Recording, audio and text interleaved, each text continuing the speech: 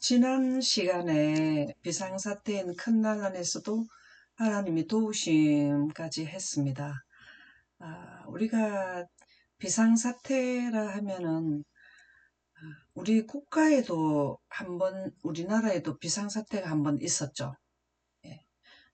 그 박정희 대통령 서거하실 때 그때도 비상사태가 있었고, 이 비상사태가 한 번씩 국가마다 있는데 이것은 정말 전시태세라는 거, 전시 굉장히 중요한 때다. 우리가 큰 난란은 정말 인류가 있어 옴으로 가장 큰 난란, 이게 비상사태, 중의 비상사태. 참 이거를 우리가 아무리 들어도 실제 경험해보면은 그게 실제 경험이 더 하다라는 거. 지금은 우리가 상황적으로 이해를 하지만 막상 거기에서 우리가 이때에 살게 되면은 우리가 피부로 느낄 것이죠. 그런 데서도 어떻게 하느냐. 큰 난란에서도 14만 4천인들을 하나님이 도와주셨다. 말씀을 해주셨고요. 여기에 보면은 계시된 하나님의 뜻에 지시된 명백한 방침을 따르기를 등한히 하고 창세로부터 숨겨진 비밀들을 꼬치꼬치 캔다. 꼬치꼬치 캐기는 캐야 돼요. 근데 명백한 지침을 등한히 하고 이것이 중요하죠. 여기가 관건이죠. 14만 4천인에 드느냐, 셋째 천사에 드느냐, 슬기로운 처녀에 드느냐, 의론자가 되느냐, 모든 것이 명백한 방침을 따르기로 등한히 하는 것은 어디로 가느냐, 가라지 쪽으로 간다라는 거예요. 이런 사람들이 예언을 하게 되면은 모든 사람들을 이 예언은 바로 뭐냐 하면은 내비게이션이잖아요. 우리가 부산을 가다가 밀양으로 빠진다. 예를 들자면 삼천포로 빠진다. 이렇게 될 수 있다는 겁니다. 그래서 그 명백한 방침이 무엇이냐가 중요한데 그것은 예언은 바로 뭘로 해야 되냐면 영광 가운데서 예언이 나와야 된다. 성경의 원본은 영광이기 때문에 지난번에는 이 부분까지 말씀드렸고요. 지속적으로 14만 4천인들이 활동하는 큰 환란의 서론을 지금 말씀드리고 있는데요. 이제 14만 4천인의 서론의 오늘 마지막 날이 되겠습니다. 계시록 14장 4절에서 5절 읽어보실까요? 이 사람들은 여자와 더불어 더럽히지 아니하고 순결한 자라. 어린 양이 어디로 인도하든지 따라가는 자며 사람 가운데에서 속량함을 받아 처음 익은 열매로 하나님과 어린 양에게 속한 자들이니 그 입에 거짓말이 없고 흠이 없는 자들이더라. 감사합니다. 여기에서 계시록 14장 4절에서 5절 이 내용의 말씀은 14만 4천인들에 해당되는 말씀이죠. 이 사람들은 14만 4천인들은 여자와 더불어 더럽히지 아니하고 이 여자는 교회죠. 더불어 더럽히지 않았다는 것은 순수 진리인 하나님의 영광을 보존한 자들이다. 이 말씀입니다. 이 영광은 거듭남의 이치죠. 예수님이 니고데모에게 설명했던 아주 하늘 가는 것을 핵심으로 아주 핵심적으로 설명해 준 말씀이 물과 성령으로 거듭나는 거라 그랬죠. 요한복음 3장 3절에서 5절에 보면 물과 성령으로 거듭나지 아니하면 하늘나라를 볼 수도 없고 들어갈 수도 없다. 내용이 그 내용인데요.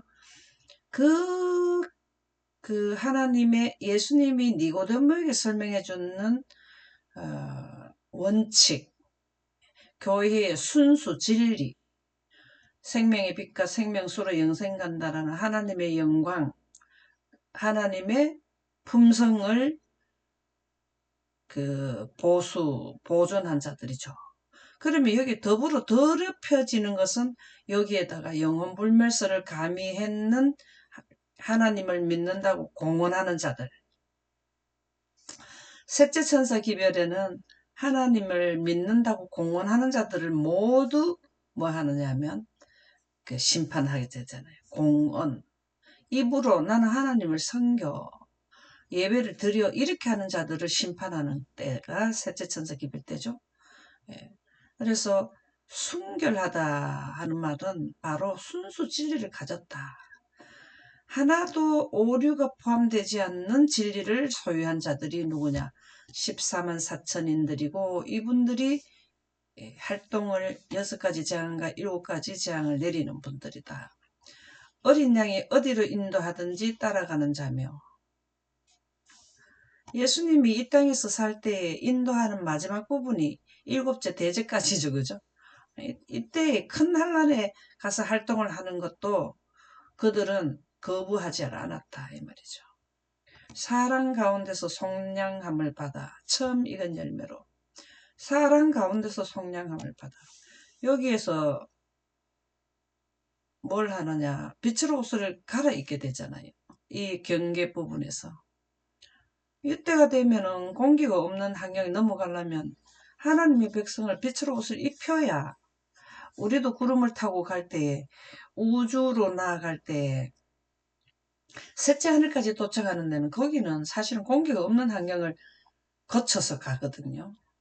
그럴 때도 거기서 죽지를 않아요. 공기가 없는데도 죽지를 않아요. 그런 원리를 이분들에게 줘야만 공기가 여기서부터 서서히 빠져나가 가지고 되었다 하면은 완전히 빠져나가는 그때에 살아남도록 하는 조건을 주는 게 바로 이분들에게 빛으로 옷을 입혀주는 때죠. 그죠? 그것을 사람 가운데서 14만 4천인을 제외한 666에 해당되는 사단의 모든 무리가 사람이잖아요.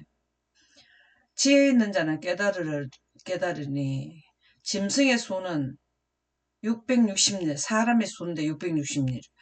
짐승의 수의 666은 사람이에요. 사람. 14만 4천인들은 사람이지만 하나님의 말씀을 받은 자들은 신이라 하였거늘. 미래의 신이 될 자들이거든요. 그 사람 가운데서 우리가 지금도 살고 있지만 지금도 영광 보존자는 미래의 신이 될 자고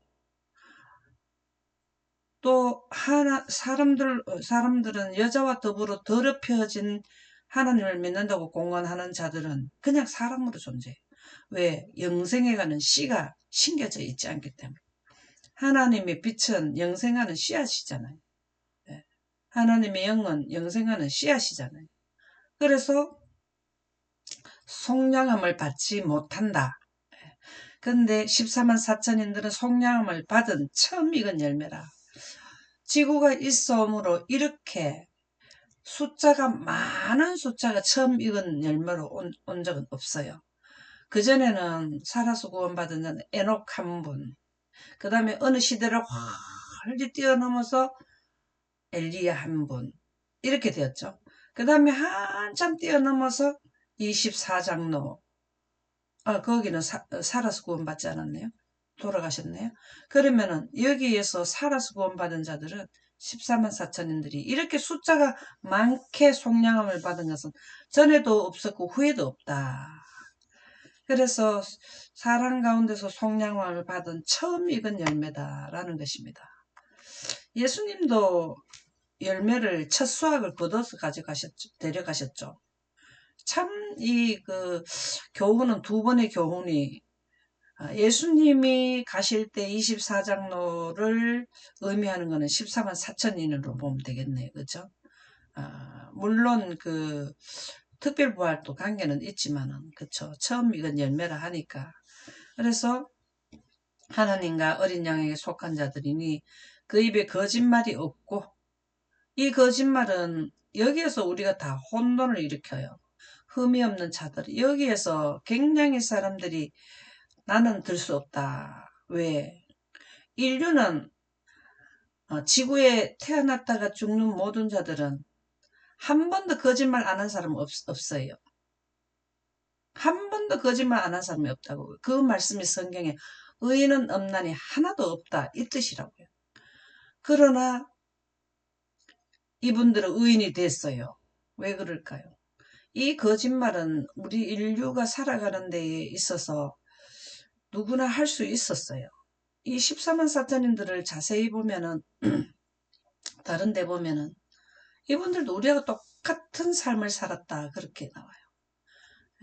이 11시 일꾼들도 마지막 하나님의 안식일을 진짜 몇 번 지키지 않고 다섯째 나팔 끝날 때에 11시 일꾼이 나오잖아요. 그 일꾼들 중에는 외부에서 이방인 중에서도 자리를 많이 차지할 수가 있거든요. 그때 11시 일꾼들이 항충금 메뚜기떼 같이 들어온다 그랬잖아요. 그 사람들이 거짓말 안 했는 적이 없단 말입니다. 그럼 여기 거짓말은 무슨 거짓말이냐? 순수 진리를 받아들여서 순수 진리를 말했다 이 말입니다. 그랬을 때 하나님께서는 우리에게 의인으로 칭해주고 그 빛을 받아들였다고 해서 하나님의 영광은 뭘 합니까? 죄와 사망이 물러가잖아요. 질병이 물러가는 게 하나님의 치료의 강선이고 영광이잖아요. 그것은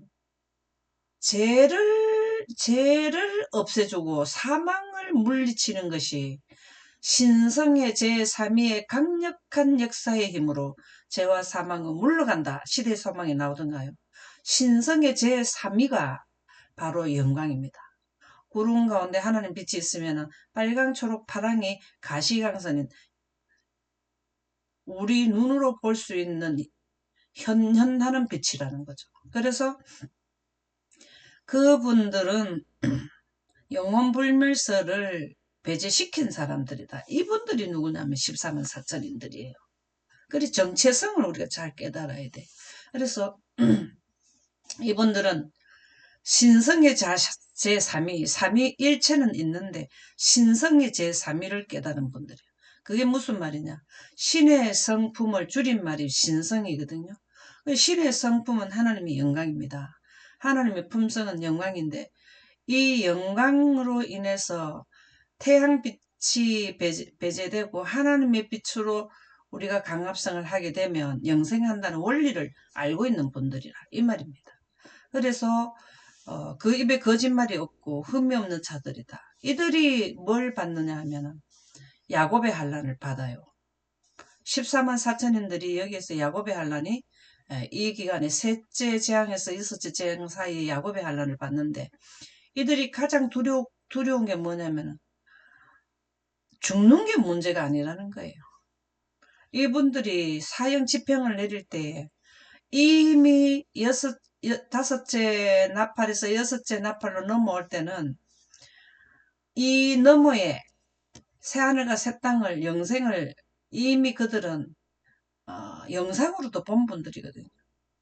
그럼 무엇이 그렇게 두려웠느냐?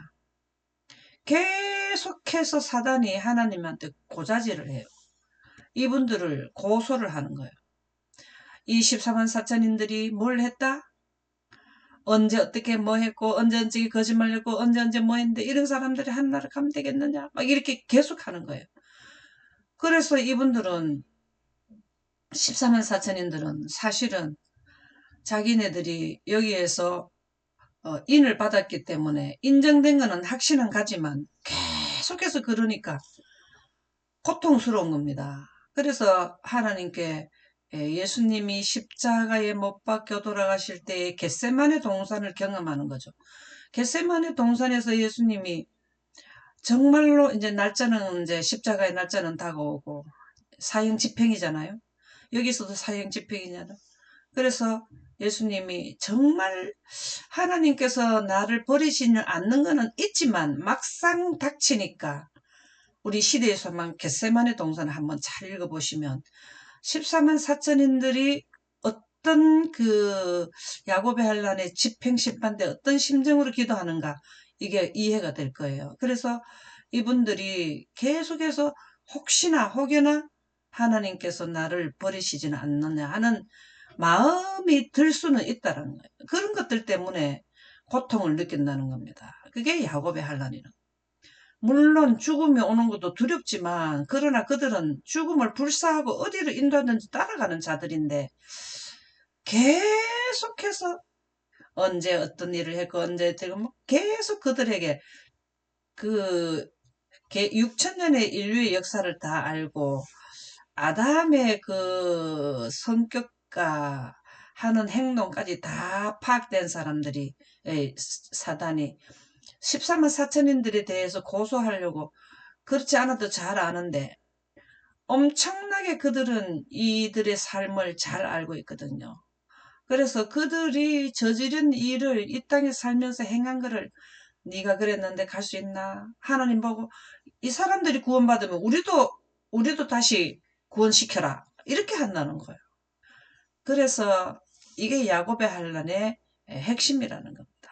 그래서 그러나 그 입에 거짓이 없고 흠이 없는 자들이더라. 하나님께서는 이렇게 벌써 이미 조사 심판 기간에 다섯째 나팔 은혜의 시간과 조사 심판 전에 이분들의 죄는 이미 하늘에서는 제거한다라는 것을, 아, 벌써 하늘나라의 조사 심판에서는 이들의 죄가 해결됐다라는 거죠. 그거를 사단은 모른다는 겁니다. 그래서 설교와 강연 1권 72에서 73쪽, 계시록 14장 1절에서 3절을 읽어보자. 왜 그들이 특별히 언급되었는가? 14만 4천인들은 왜 그렇게 언급이 되었느냐? 왜냐하면 그들은 온 세상의 바로 앞에 놀라운 진리로 서 있어야 했으며, 이 진리가 바로 영광입니다. 진리하는 게 영광이에요. 그래서 반대를 당했고 이 반대를 당하는 동안 여기에 이제 계속해서 영광 기별을 하고 안식을 지킨다고 해서 반대를 하다가 결정적으로 반대에 대한 결과를 보응을 해주는 기간이죠. 하나님께서는 또 사단이 하나님의 법을 등졌는 거를 거기에 대한 보응을 해주는 기간, 여기는 다 양쪽에 다 보응을 해주는 기간이 되겠죠. 이 반대를 당하는 동안 그들은 하나님의 아들과 딸이라는 것을 기억해야 했으며, 그들은 영광의 소망으로 그리스도를 그들 안에 꼴지어야 했기 때문이다. 왜 14만 4천인들이 그렇게 언급되는가? 여기에서 14만 4천인들은 욥을 우리가 예를 들 수가 있는데요. 이 14만 4천인들 하나님께서는 왜 여기에 이렇게 그 불같은 시련을 맞이하게 하느냐? 욥이 그 하나님을 진짜 그 시대의 하나님을 충성스럽게 섬겼는데요. 사단이 지구의 대표로 하늘에 갔을 때 네가 어디서 왔냐? 땅에서 왔습니다. 욥은 잘 있더냐? 그러니까 하나님께서 복을 주시니까 잘 지내죠. 그러면서 욥이 하나님이 특별히 그를 잘 보살펴 주니까 그렇게 했다라는 거예요. 그렇지 않다. 그는 어려움을 당해도 하나님을 버리지 않는다. 나를 등지지 않는다. 그러면 한번 실험을 해봅시다. 이렇게 된 거예요. 그래서 그 사단이 핵심적으로 공격하고 하나님을 공격하는 게 뭐냐면 하나님의 법은 지킬 수 없다라는 걸 자꾸 공격을 하거든요. 아담과 하와를 예를 들어서 딱 지적을 한 거예요. 보세요. 아담과 하와가 하나님 법을 지킬 수 있습니까? 못 지켰잖아요. 이거를 계속 써먹는 거예요. 욥에도 적용을 시킨 거예요. 욥이 하나님께서 어려움을 줬는데도 지킬 수 있을까요? 이렇게 계속 하는 거예요. 그것이 누구에게 해당되냐면 14만 4천인들에게 그걸 적용시킨다 이 말이에요. 그래서 욥이 어려움을 당해도 끝까지 하나님을 등지지 않았는 것이 하나님의 법을 지킬 수 있다는 증거였거든요. 14만 4천인들도 마찬가지예요. 하나님이 그들에게 능력을 주고 특별히 해서 그렇지 않냐고 계속해서 하나님의 법은 잘못됐다를, 원래 셋째 하늘에서 전쟁할 때 이거를 부르짖은 거거든요. 하나님의 법은 독재적이다. 지킬 수 없다. 그래서 자기 법을 세우려 한 거거든요. 자기의 사상, 자기가 생각하는 걸로 법을 세우려고 한 것이 바로 뭐냐면 사단의 이론이었어요. 거기에서부터 했는 게 지금까지 14만 4천인들이 지구 역사의 마지막 부분에서 경우가 오더라 해도 하나님을 배반하지 않는다는, 하나님의 법을 지킬 수 있는 이분들은 하나님의 계명과 예수의 증거를 가진 자들이잖아요. 그 증거를 해내는 분들이 누구냐? 14만 4천인이 된다 이 말이죠. 그래서 이분들이 하나님의 계명 계시록 12장 17절 그 여자의 남은 자손, 예. 이 여자는 교회죠. 초대 시대부터 예수님이 세운 교회의 남은 자손이 계속해서 유대 그 초대교회에서 이어져 나오다가 그 다음에 면면이 그 종교 암묵 시대의 압박에 의해서 그 토굴이나 이런 데서 유지하고 오던 그 왈덴스인이나 이렇게 연결이 돼 오다가 그 다음에 1840년경에 우리 첫째 천사 기별, 둘째 천사 기별이 나오면서 뭐가 나오냐면 재림교회가 등장을 하게 되죠. 이렇게 쭉 나왔는데 그 여자의 남은 자손, 그러니까 예수님이 세운 교회의 남은 자손 중에서 가장 끝에 남은 자손이 누구냐면 14만 4천인이 된다는 거죠. 그래서 이 14만 4천인들은 하나님의 율법을 지키는 것을 증거해 주는 분들이에요. 그래서 계시록 12장 17절과 계시록 14장 12절을 하나님의 계명과 예수의 믿음을 지키는 자라. 그분들이 바로 정말로 증명해 주는 분들이 이분들이에요. 우리도 지금 우리 지금 있는 교인들도 그걸 증명하는 분들이지만 이러한 환난 가운데서 안식일을 지키는 거 아니잖아요. 불같은 시련을 당하고 불문불에 들어갔다 나와야 금이 정금이 돼 나오잖아요. 순수 불수물이 다 빠져나오는데 이때에 하는 분들이 정말 제대로 된 하나님을 믿음을 증거하는 자들이다. 그 뜻이 되겠습니다. 그래서 왜 그들이 특별히 언급되는가? 이유가 그거가 되겠습니다. 그래서 이분들은 어떠한 사단의 모든 수단을 다 써도 하나님의 영광 기별, 영광이 십계명의 원본이죠. 하나님의 법을 지키는 자들이 되겠습니다. 그래서 여러분들도 저도 정말 14만 4천인의 정체성, 그분들이 겪어야 할 상황, 이거를 이해하고 하나님의 니고데모에게 설명해주는 물과 거듭남은 이치, 거듭남이라는 안오된 갯나울에서 초자연적 환경의 신생, 새로 태어나는 원칙인 물과 성령, 영광을 깨달아서 14만 4천인의 대열에 꼭 들었으면 좋겠습니다.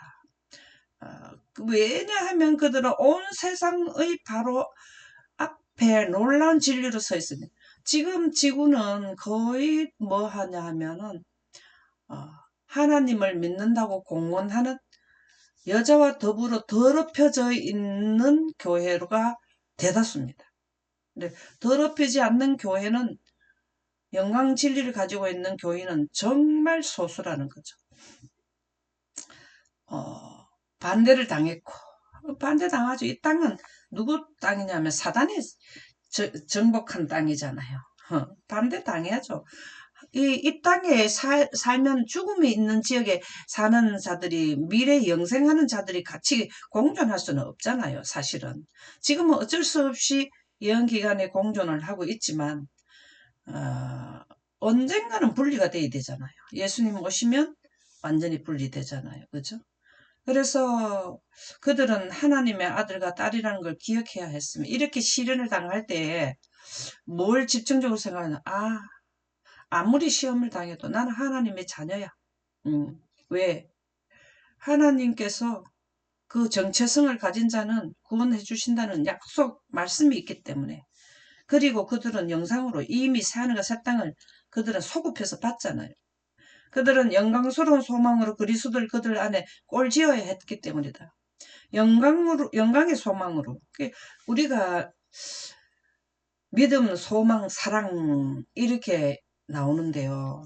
소망은 뭐가 소망이면 영생이 우리의 소망인데요. 영생이 우리의 소망은 어떻게 해서 영생으로 우리를 안내하느냐? 영광이 우리를 영광으로, 영광 안에서 우리가 영광으로 예수 그리스도의 영광스러운 모습으로 화하기 때문에 우리가 소망은 영광이 있어야 소망이 됩니다.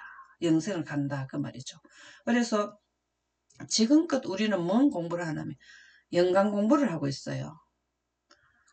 모든 내용이 연이나 그 다음에 또 그 4-1편에서부터는 창조나 모든 것은 영광으로 이루어지기 때문에 영광 공부를 하고 있습니다. 여러분들은 영광에 대한 공부를 지속적으로 하고 있는데 지속적으로 해야 돼요. 그게 뭐냐면 물과 성령으로 거듭나야 하늘나라에 들어가기 때문에 이 땅에 있으면 영광 공부를 하면 하늘에 대한 시스템을 이해하기 때문에 그래서 영광의 소망입니다. 이것으로 우리는 꼴지어져야 돼요. 우리의 사상은 이분들은 이마의 인을 받았어요. 14만 4천인들은. 이 이마의 인을 받았다는 것은 이 땅에서 영광으로 꼴지어지는 겁니다. 사상이 영광으로 꼴지어지는 것이 이마의 이 땅에서 이른비 성령을 받는 거고 그 다음에 늦은비 성령은 물리적으로 받을 때는 복음을 전파로 나갈 때에 한다라는 것이죠. 그들은 언제나 그들 앞에 있는 위대하고 복스러운 소망을 바라보고 지켰다. 그것은 무엇인가? 복스러운 소망이 뭔가? 그것은 영원한 영광에 중한 것이었다. 영광은 영원한 복음이에요. 계시록 18장에 영원한 복음이라고 나오죠. 그 다음에 첫째 천사기별도 영광 복음이 나가라고 했죠. 아무것도 그것을 압도할 수 없었다. 이분들은 영광에 중한 것을 영원한 영광에 중한 것을 원칙을 가지고 있기 때문에 죽음도 그들을 압도할 수 없었다라는 말씀이 되겠습니다. 그래서 이러한 예언은 우리가 경고를 해야 되는데요. 경고를 하려면은 영광을 공부해야만 예언을 하게 되고 예언을 경고하게 되고 이 예언을 이해하게 되면은 경고하기에 힘쓰게 됩니다. 처음에는 우리가 이 경고하기가 잘 안 돼요. 왜? 그렇게 필요성과 긴박성을 모르기 때문에. 근데 영어 공부를 자꾸 하다 보면 엄마야 이거 알려줘야 되겠네 하는 마음이 자동으로 생겨요. 이 마음은 우리 마음일까요? 하나님께서 인류를 위해서 경고하라는 말씀에 입각해서 자동으로 하나님의 말씀에 입각해서 자동으로 하게 된다. 구주께서는 그분이 승천하셔서 인류의 중보자가 되신 이후에 그가 착수하신 사업을 그를 따르는 자들이 이어나가도록 하셨다. 승천하셔서 인류의 중보자가 되신 이후에 그가 착수하신 사업을 그를 따르는 자들이 이어나가도록 하셨다. 우리에게 예언을 하란 말입니까? 하지 말란 말입니까? 예수님께서 하늘나라에 가셔서 첫째 간 봉사하시고 두 번째 간 봉사하시죠. 그렇게 하고 나면은 이 땅에 오신다는 거잖아요. 오시기 때문에 재림하기 전 사건을 꼭 이어나가라. 누구에게? 영광 보존자에게. 누구든지 영광을 이해하면 영광 보존자가 됩니다. 이거는 특별하게 정해지는 게 아니에요. 그래서 14만 4천인가 셋째 천사들은 그 숫자가 정해진 숫자가 아니라는 거예요. 이어나가도록 하셨다. 이 말씀의 의미가 그런 거죠. 그래서 이 말씀은 첫째 칸 봉사와 두 번째 첫째 칸 봉사 성소 봉사 두 번째 지성소 봉사 끝나면 그 사이에 예수님이 첫째 칸 봉사할 때와 예수님이 오시기 전까지 상황은 예언을 해 나가라. 흑암 중에 처해 있는 사람들에게 복음의 밝은 빛을 비추는 일에 이 흑암이라는 것은 하나님의 영광을 가지지 않은 것을 흑암이라 합니다. 우리가 첫째 칸과 둘째 칸 모형의 그 성막 제도에서 휘장이 있는 것은 그 휘장을 의미하는 거예요. 두 번째 칸의 영광이 첫째 칸에 막아놨잖아요. 그게 휘장이에요. 이것이 영원 불멸설이고 사단이 우리에게 그 인류에게 영광을 가렸죠. 근데 흑암 중에 처해 있는 사람들에게 복음의 밝은 빛을 비추는 일에 이게 세천사 기별입니다. 영광 기별이죠. 영광의 소망에 영원한 영광의 소망의 기별이 나가는 게 세천사 기별이라는 거죠. 인간 대리자들은 깊은 관심을 표시하여야 하지 않겠는가? 인간 대리자가 누구냐? 영광 보존자예요. 우리는 하늘의 대사잖아요. 대사. 근데 사람은 그냥 영광이 없는 자고 대리자는 영광을 보존한 자를 의미한다. 깊은 관심을 가져야 하지 않겠는가? 우리의 관심사는 지금 영광의 복음의 밝은 빛을 비추는 일에 우리는 깊은 관심을 가져야 돼요. 이 전도를 하라는 말인데 이 전도하기 전에 본인이 깨달아야 전도가 되는 거죠. 그죠? 여기 영광 공부를 많이 해라 이 뜻이고요. 사람들에게 진리의 빛을 전하기 위해서 세상 끝까지 나가기를 자원하는 사람들이 들어있는데 그러나 하나님께서는 진리를 알고 있는 자는 모두 다 하나님의 사랑을 사람들에게 전하는 일에 힘써줄 것을 요구하고 계신다. 지금 사람들에게 진리의 빛을 전하기 위해서 세상 끝까지 나가기를 자원하는 사람들이 해외 선교사들이 많이 있죠. 지금 우리 교회에서도 세계 선교사들이 많이 나가 있습니다. 그러나 이 뜻이에요. 그러나 지금 세계적으로 나가서 전하는 사람들이 많이 들어 있는데 그러나 하나님께서는 그분들에게도 진리를 알고 있는 자는 모두 다 하나님의 사랑을 사람들에게 전하는 일에 힘써줄 것을 요구하고 계신다. 다시 말해서 인간 대리자로서 세계 선교사에 나가라 이 뜻입니다. 이게 그냥 영광의 영원한 소망을 영광 보존자로서 나가라 이 뜻이죠. 그래서 제대로 복음을 전해라. 만약 멸망당할 영혼들을 구원하는 일에 우리가 헌신하기를 꺼려한다면 어떻게 우리가 하늘 도성에 들어갈 자격이 있다고 인정받을 수 있겠는가? 내 이웃을 내 몸같이 사랑하라 하는 뜻이 바로 이 영광을 전하는 게 내 이웃을 내 몸같이 사랑하라는 의미의 본질이라고 영감의 말씀에 나와요. 내가 만일에 홍수에 사람이 떠밀려가는데 손을 내밀면 잡을 수 있는데 손을 안 잡으면 그 사람이 인생을 마감하게 되잖아요. 근데 영생을 마감하는 일을 하는 거는 영광 기별을 전하지 않는 거라는 거죠. 그래서 이게 하나님은 온 지구의 모든 동서고금을 막론하고 모두를 구원하고 싶은 마음은 하나님의 마음인데 하나님의 마음을 우리가 가졌다면 똑같이 우리도 그런 마음이 나오게 돼 있잖아요. 근데 그것을 하는 데 있어서 내가 조금 어려움을 당할 것 같아. 왜? 저 사람은 너무 이상한 그 말들을 자꾸 해. 뭐 작은 날라는 큰 날라는 기간에 대해서 말하고 왜 저럴까? 이런 말을 듣기 싫어서 저도 그런 사람 중에 하나였는데요. 이제는 그렇게 할 수 없어요. 누구에게 입에 올려서 말을 듣기 그 노아 할아버지처럼 이상한 사람 취급받기 싫어서 저도 많이 망설였거든요. 오랫동안 이 기별을 예언을 하고 근 10년을 제가 말을 잘 안 하고 있었어요. 측근에는 좀 했죠. 근데 이제 유튜브를 하는 거는 이제 한 3년 돼 갑니까? 이제는 해야 될 때가 됐고 해야 되죠. 그죠? 어디로 인도하든지 따라가야 되는 게 14만 4천인이잖아요. 오늘은 이것으로 마치도록 하겠습니다. 감사합니다.